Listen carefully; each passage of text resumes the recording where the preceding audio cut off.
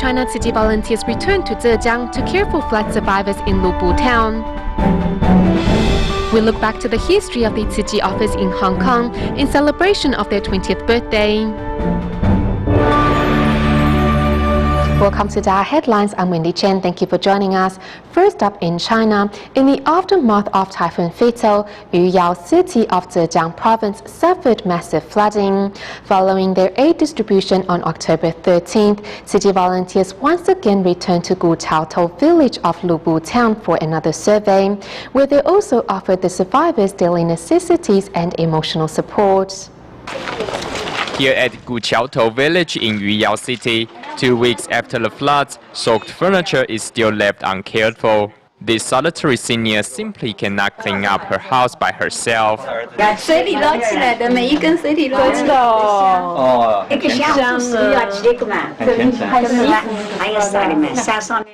The massive floods displaced countless families, such as this resident from Hunan, who accidentally got separated from her children while fleeing the floods. Everything is fine now. You're safe. That's what matters. Following the massive floods, city volunteers once again returned to conduct a disaster survey. In the past, the low-lying areas of Yuyao suffered flooding from time to time. However, this time, the floodwaters reached 1 story high, overwhelming the unprepared local residents.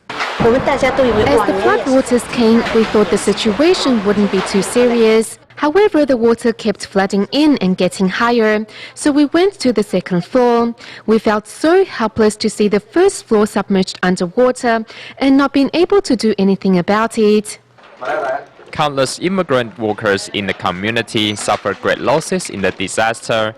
During their disaster survey, city volunteers approached them with much-needed emotional support. Our greatest blessing is our safety. Such a natural disaster is inevitable. No one can prevent it from happening, not even the government. Now that we are safe from the disaster, we are still capable of rebuilding homes and restoring our life to normal.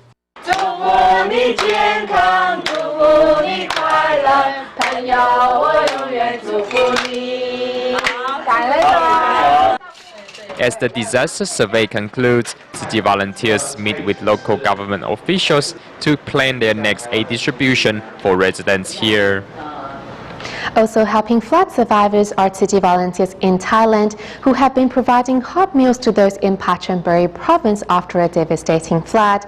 Recently, the volunteers arrived at Chachoengsao province, once again only this time with water purifiers and medical supplies. The recent torrential rains in Thailand devastated the low-lying area of Chachoengsao province. Today, city volunteers and local county head are conducting a disaster survey. However, water is too deep. Our cars cannot get to many areas. The highest water levels were around 2 to 2.5 meters. It will probably take at least a month for the water to recede. To help, the local government has sent out troops to deliver daily necessities. As residents are living in an unsanitary environment, clean drinking water and medicine are desperately needed. ตอนนี้ต้องมีความจำเป็นเพราะว่าต้องมีน้ำสะอาดใช้อยู่เป็นประจำไม่ว่าจะเป็น Hospitals need clean water to clean up medical equipment. Right now, the tap water is not that clean, so we can't drink it. Upon receiving the news, volunteer Zhang Lijong arrived at the disaster zone with 20 water purifiers. We will set up water purifiers in community offices or temples. After all of them have been set up, members of the public will have access to clean water. Pachonburi was also affected by the floods. Thankfully, water has started to recede there. For nearly a month, more than 200 volunteers have been mobilized to hand out more than 16,000 hot meals to flood survivors. To help those suffering from the flood, government officials and residents from Lubori province, which Tzu helped in the 2010 flood, arrived at the disaster zone with food and relief items. ตั้งจุดบริการอยู่ที่นี่เราก็ I know that Tzu Chi volunteers have set up a service booth here.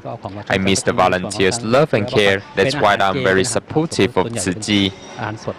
Besides delivering goods, many also volunteer to prepare hot meals for flood survivors.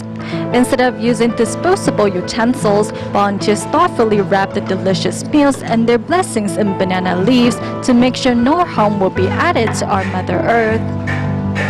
Following a 7.1 magnitude earthquake in Bohol province of the Philippines on October 15th, Manila and Cebu City volunteers immediately conducted disaster surveys in the affected areas. Apart from handing out blankets and consolation cash, 3 team members were also on site to provide medical assistance to the residents. The big writing on the board voices out the needs of Bohol's residents. Although the aftershocks are not so frequent, residents are still too afraid to return home. When the earthquake hit, everything in my house was broken by the quake. There have been many aftershocks. I am too scared to take my kids home. So we've been staying inside this tent. We lack food and water, and each time it rains, we get wet. What remained after the tremor were collapsed buildings and a desolate scene. Of the towns affected, these 5 were the worst hit. Hence, Manila and Cebu City volunteers quickly mobilized to conduct disaster surveys and distribute consolation cash. A free clinic was also held for the residents of Antequera. I'm so thankful that you came here to provide medical assistance. As many residents suffered injury during the quake, the hospitals are overcrowded with patients needing medical attention. Your presence will help us a lot. As roads leading to the other towns were destroyed in the quake, residents weren't able to seek outside help. This 11-year-old boy who was injured during the quake only managed to receive stitches for his wound when the team of doctors arrived. The roads are all damaged from here into town. He was wounded by a falling brick and we weren't able to get treatment. Fortunately, you are holding a free clinic today, allowing him to get stitches for his injury. Residents will eventually recover from their physical injuries, but for Agnes, the pain of losing her loved ones may be harder to leave behind. I never imagined that I would lose my parents in this quake. I am filled with grief and I wanted to join them. But I still have my siblings to take care of, so I will live on with courage. Since the earthquake, I haven't been able to sleep at night. My house was built with my hard-earned money, which I saved over the years. It was gone in an instant. I can't believe it. In 4 towns over 2 days, Tzu Chi volunteers distributed consolation cash to 646 residents and provided medical services to 135 people. After this round of disaster surveys and distributions, volunteers will survey the schools in the area in order to prepare for the next step. Staying in the Philippines to help children resume classes as soon as possible following the end of the political unrest in Zamboanga, the City Foundation will provide 160 prefabricated classrooms to the city. Some 50 city volunteers gather at Taizong's Holy Liaison office each day to assemble the first batch of steel structures, which they hope to send off on November 7th. City volunteers work together to assemble a first batch of ready-cut light steel frames. As this is the volunteers' first attempt, inevitably there will be small mistakes, such as the position of this screw. However, volunteers immediately work to rectify any errors. Once the basic steel structure is assembled, next volunteers work on the roof. Volunteers climb up ladders to carefully secure the upper frames in place. Support is very important as there might not be water or electricity there. Without electricity, it will be difficult to use any tools. So we have to ensure that they can easily set up the classrooms using basic tools and without a need for complicated electrical equipment.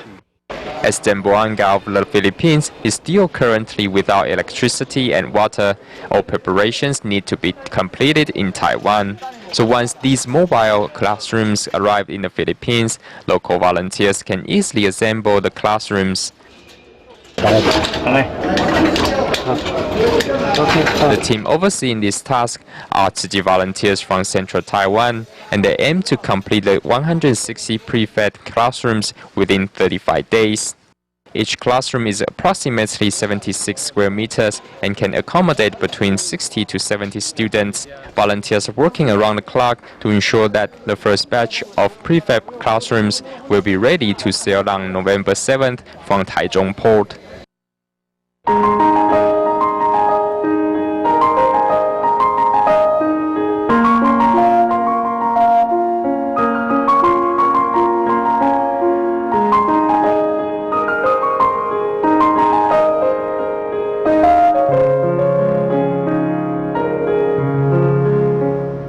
As this year marks the 20th anniversary of the Tzu Chi Hong Kong chapter, today we look back to the history of the establishment of Tzu Chi's offices in the territory. Here's more.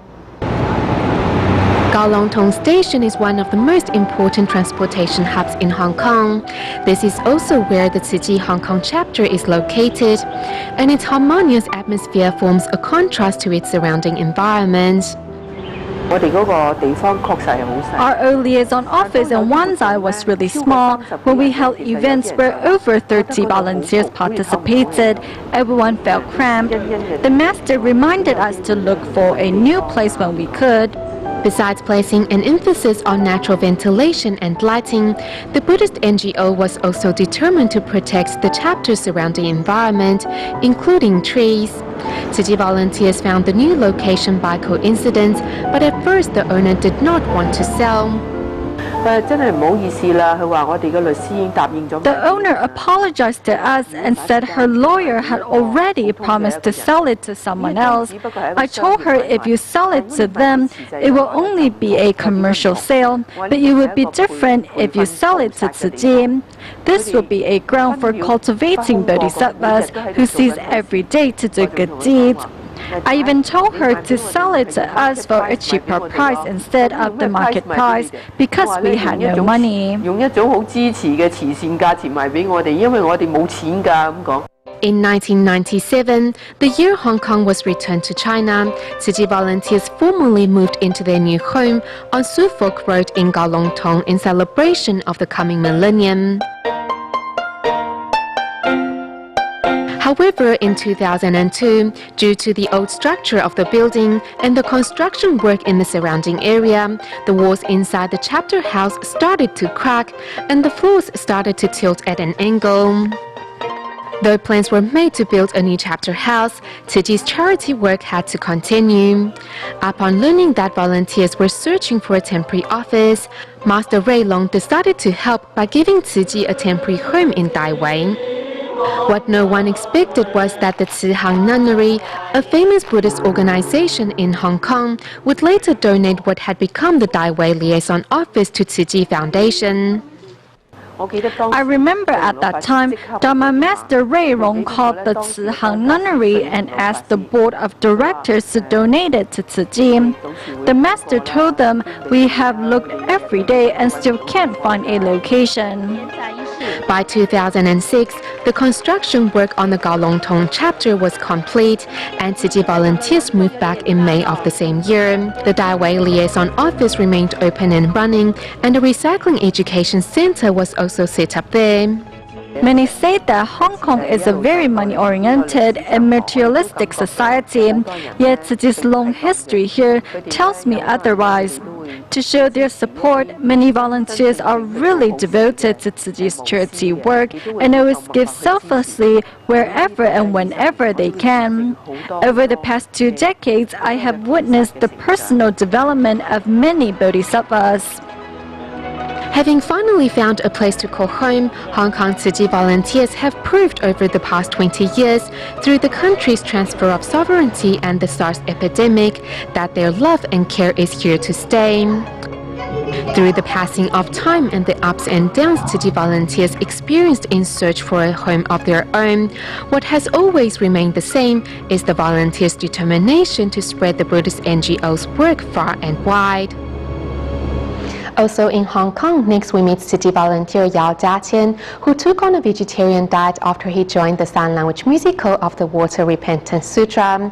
Though the volunteer changed jobs 4 months ago and worked on a construction site, he not only remained committed to his meatless diet, but also convinced some of his co-workers to go vegetarian on the 1st and 15th of every lunar month. 4 months ago, Yao Jiaqian switched from computer repair to construction work.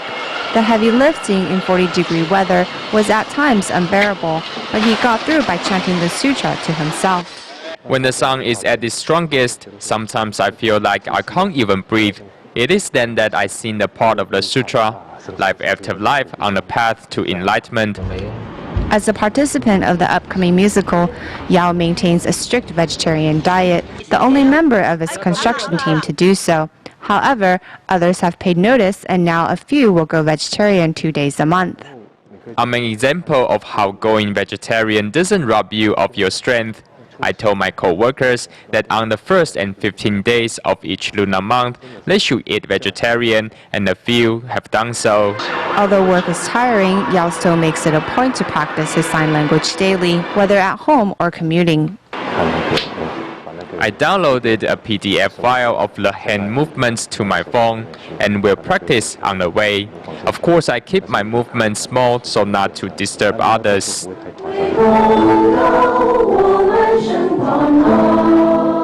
Come the conclusion of the musical, Yao has decided to travel to Taiwan, fulfill his dream of becoming a full-fledged city volunteer. Lisan in central Taiwan is famous for its flowers, vegetables, and waterfalls. The location is also a tourist destination for those looking to get away from the city. However, in the same breath, those living here in the mountains often have to travel quite a distance to get to medical attention.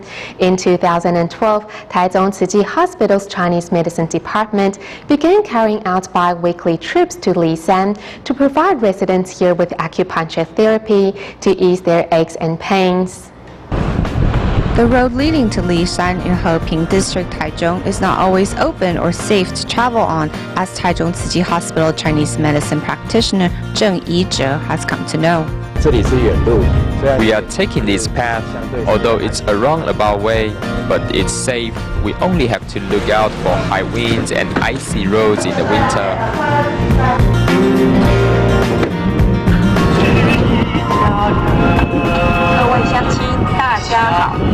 Previous to the Tzu Hospital Chinese medicine practitioner's arrival, announcements were made to alert local residents of the upcoming free clinic.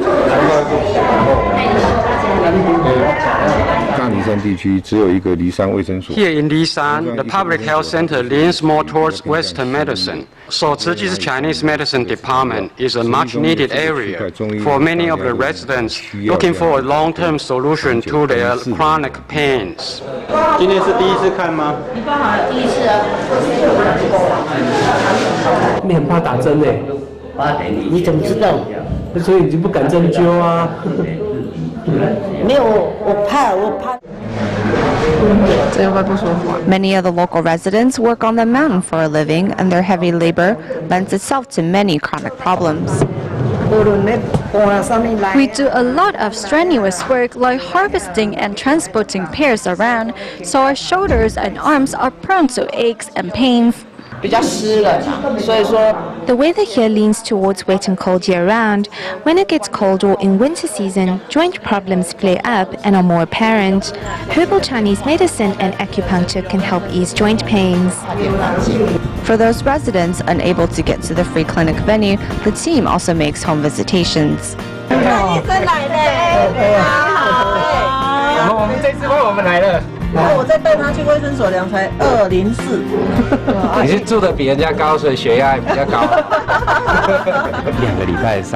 Every 2 weeks, we hold a free clinic at a fixed destination.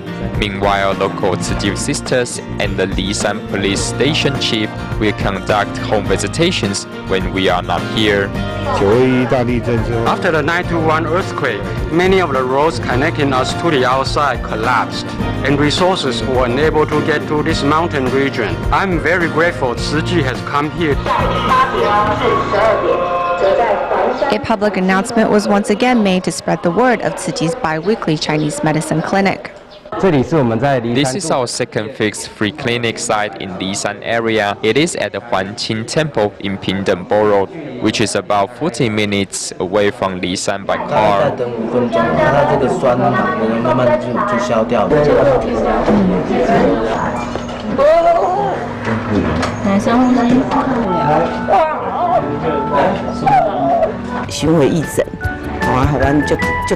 The regular free clinic is great. We don't have to travel down the mountain to see a doctor. In Taiwan's Taichung, Tzu Chi volunteers have been caring for 93-year-old solitary senior Mr. Liu for the past 6 years. Recently, the senior broke his left hand and was in need of surgery. To help, Tzu Chi volunteers accompanied the senior to a hospital and also settled him at a nursing home afterwards. Care recipient Mr. Liu broke his left hand, and Tzu Chi volunteers are here today to accompany the senior to the hospital. Surrounded by Tzu Chi volunteers' loving care, Mr. Liu sheds tears of happiness. Although Mr. Liu has to undergo a surgery, with Tzu Chi volunteers by his side, he's not afraid anymore. The bone may not stay in place if he isn't careful enough because of his old age. While Mr. Liu was hospitalized, the volunteers insisted on visiting him every 2 days.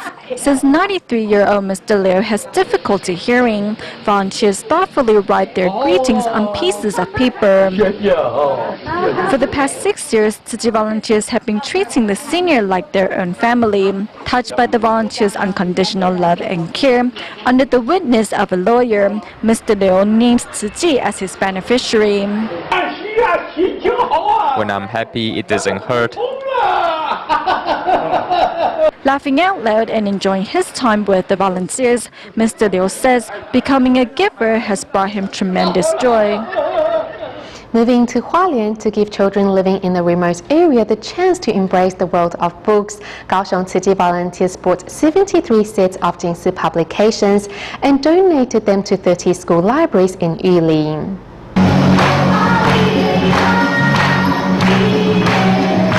Medical staff at the Tzu Chi Yuli Hospital in Taiwan welcome entrepreneurs from Kaohsiung with the indigenous dance. Touched by the medical staff's determination to safeguard the health of residents living in the remote areas, this group of entrepreneurs decided to donate 73 sets of Tzu Chi publications.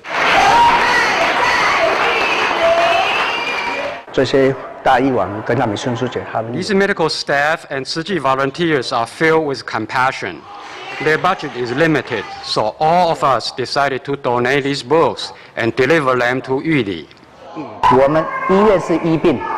Hospitals can cure patients' illness, but what about their mind? Through today's book donating event, we hope to pass on Master Zheng Yan's words of wisdom to members of this community. We hope they can have the chance to absorb the Master's Dharma.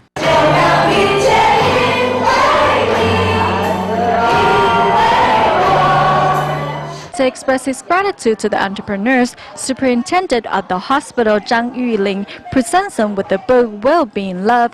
The Tzu Chi publication will be donated to 30 school libraries in Yuli to give more children the chance to embrace the world of books. Back to Hong Kong at the end of today's show, as the musical adaptation of the Water Repentance Sutra will come alive today. Staff working on setting up the stage and equipment seized every moment to ensure the smooth running of the event, including a group of Tzu Chi volunteers from Taiwan who arrived early to help. We'll leave you with these images. Thank you for tuning in. Goodbye.